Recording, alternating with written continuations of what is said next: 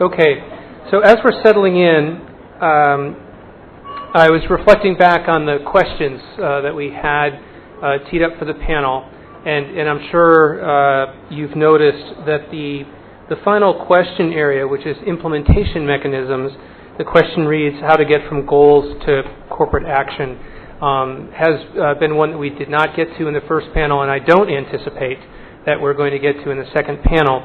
But what I'd like to do is use that potentially as a focal point for when we move to open mic for your observations after we have the summary panel. So, and I'll remind you when we get to that point as well, but for those of you that would like to make observations, if one of the things that you could be thinking about is this question, so how to get from goals to corporate action in light of what you've heard these panelists set up as the possible direction for goals. Okay, thank you. Panelists, thank you for being back. I always do worry if when I put a question out there before the break, if I'm going to wind up with someone deciding that they'd prefer to not come back rather than answer it. That's a sign of a terrible moderator, as you might expect. But I would like to, the question in my mind evolved a little bit over the break, in part to use our time as efficiently as possible. So what I had asked was really this notion within the water resource management thematic area. There seemed to be an emphasis, and not a sole emphasis, but an important emphasis on the institutional aspects of WRM and within the context of goals, meaning that if there was a way to look at a goal from that standpoint, what is happening with institutional capacity around water resources management at, I assume, the catchment level, that could potentially be one effective way. So, one, I'm interested in your reflections on that, but could you then also, as part of your response, talk about, if that's the case, or if you're thinking in terms of alternatives, what could be the corporate role in moving that goal forward? All right, and that way we'll kind of do the old kill two birds with one stone, and I'll get you out of here on time. Terrific. Okay, so Adrian, can I jump to you for that? Sure. I'd like to use sort of tangible examples from our thinking at the Alliance for Water Stewardship to get at the first point on the emphasis on the institutional aspects and the capacity building. And one thing that we've learned from various parts of the world is the need for strength and capacity at a catchment level, and we are actively trying to make sure that our standard feeds into that need. The standard and all the various other components that we're working on. So. The corporates have got a strong role to play in that as well, because in one sense you need an institution to lead this, and in many cases that will be a company undertaking in our case the AWS standard. In another case it might be something else, but as long as that includes collective action, as long as that includes engagement with other stakeholders, then there's a potential to start feeding into that capacity building effort at a catchment level or a basin level.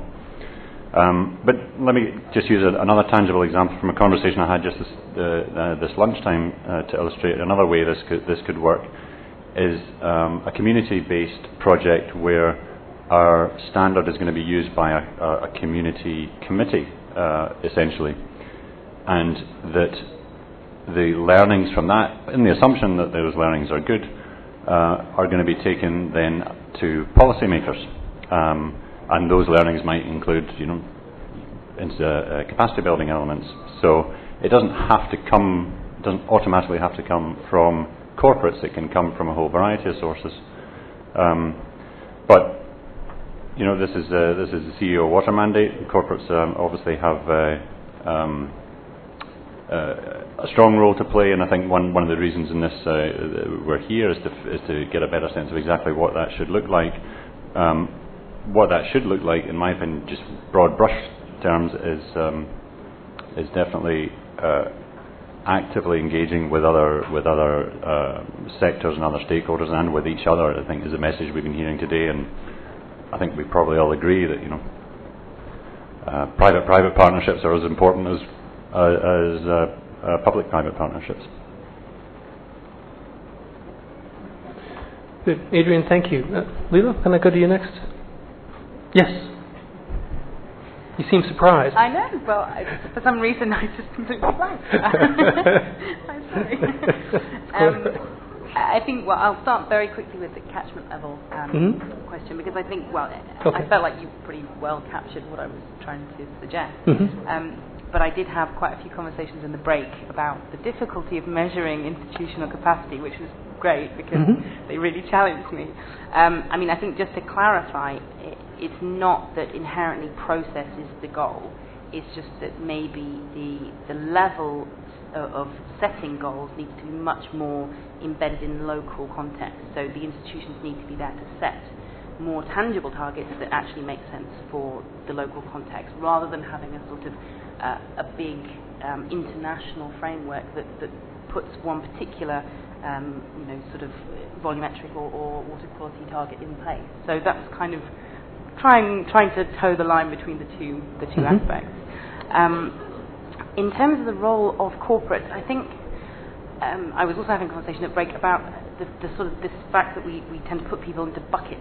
So there's this bucket that says corporates, and within that there's so much variation. So that can be anything from the very, very big organisations sitting around the table today to a smallholder farmer potentially who's part of a cooperative, or somebody in the middle who has a factory but isn't really somebody who's sort of globally connected. So I think we as WWF work a lot with the guys at this end who are really kind of globally engaged on water, and their role seems to be developing as a kind of a source of information which is difficult to gather when you don't have necessarily the institutional stuff in place, but also a kind of a startup fund in a way for this kind of basin level collective action and engagement with stakeholders, and eventually hopefully leading to sort of governance questions. So I think that's a really, really positive role, but we shouldn't assume that all corporations will be able to make that kind of connection with the process. There's also going to be the guy whose role is just basically comply with the law and take part in collective action. And then the role of the public sector is really important with him, because then it's about they owe him help with education, with technological access, with verifying their legislation. And so I think there's two sides to this coin, and we shouldn't just say, hey, business needs to deliver this. It's also what can they deliver for the smaller guys in that category. Very good. Thank you. Deepak, can I turn to you next? Thank you. Though it's okay that institutions, they do form an important part, but they form only a part. The complete story forms with the infrastructure, institutions and policies. Unless you have for water resources management of any unit, of any region, of any smaller block, unless you have a proper infrastructure, a proper institution and proper policy, you can't ensure the availability of the resources, the access to the resources, and what do you achieve out of those resources.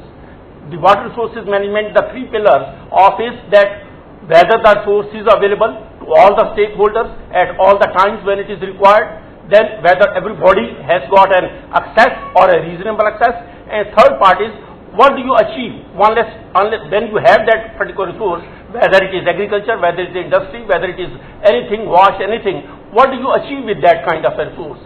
So you put in place all these three things, then the resource management you can say. We have, just I will take 1 minute, that once you do that kind of a evidence-based research and put it in a proper policy format, that can deliver very excellent results or very good results per se. The whole of India, we have several examples that there are more than 20 million tubes in the country which are over-exploiting groundwater. We didn't have any notion or any idea that how we can do that thing. There is no single lever through which you can control 20 million farmers to not to extract groundwater. Then there was a good piece of research in Gujarat which showed that if you tie up with the energy and manage energy in such a way that the groundwater, available energy for groundwater is regulated. So that gave birth, because the particular research gave birth to an excellent scheme called Jyotirgram Yojana, where the energy and water sector, they work together. The supply lines to the entire state was redone, so that now you have a separate feeder for groundwater, a separate feeder for domestic. You regulate the energy sector and then you regulate the groundwater. The same example you can say, and this policy was, when presented to the state government, it was accepted because the whole thing was done. World Bank came in, now this policy is being taken. There can be several other examples as well, so that unless you have, so coming to the second point, that how private sector can put into place, there are some direct interventions where private sector in itself, you can say, helps in these three sectors, either increasing availability or improving availability, improving access and high consequence, creating even new resources of water, and then achievement of that water through new technology, through process. The second is indirect. You facilitate those institutions, you facilitate those organizations which are able to generate best management practices. Just there are, I should not name, but there are some very good examples, say like SRT, Sarasant Tata Trust, spending millions of rupees in improving water policy in the country, just because they're not doing directly themselves, but helping all us, Jan irrigations, other things. There have been those kind of examples. There can be direct interventions, there can be indirect interventions as well, where you can help in improving the overall water resources management, either at a very small community level, at a state level, or even at a national level. Thank you. Thank you.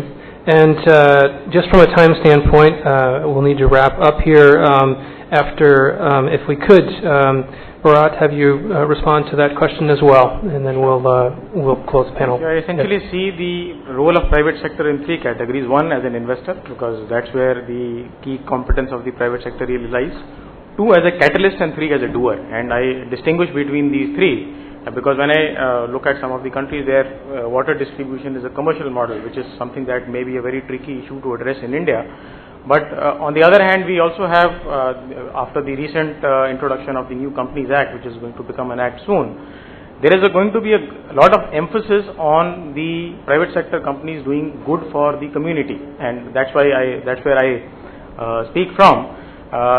That is where the role of private sector, beyond its current business model and the current profitability mode, there is a lot of role to be played in that. And when I speak of the organization where I work for, within the four walls we preserve about 1 million cubic meters of water every year at different plant sites. But I think the more valuable contribution is what we do in the remote parts of the country, where it is things like cleaning up ponds or setting up rainwater harvesting structures is what really is what we are doing. But when we do all this, I think what we realize, the more we do it, that there is a necessity to go even further.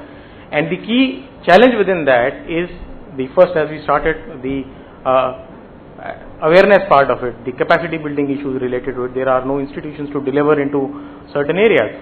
So your backend is not really supporting the kind of pace which you really want to have as a corporate sector.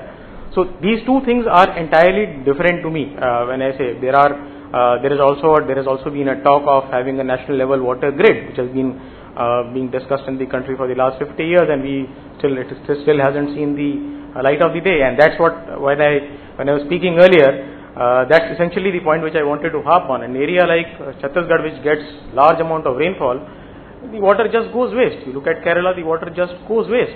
So it just flows into the ocean. Now, it is fresh water, and it is the large volume of fresh water which you are receiving. There is a limit that to what a corporate house can really do, unless the management structure, as rightly pointed out, is a very, very decentralized, self-governed, self-realized, and self-managed structure. Thank you very much. And panelists, I have at least 3 or 4 other questions I would like to ask within the observations you've made, but from a time standpoint, we do need to wrap up. So if we could have a round of applause for this panel, and if I could ask for the next panelist. Thank you all. Thank you very much.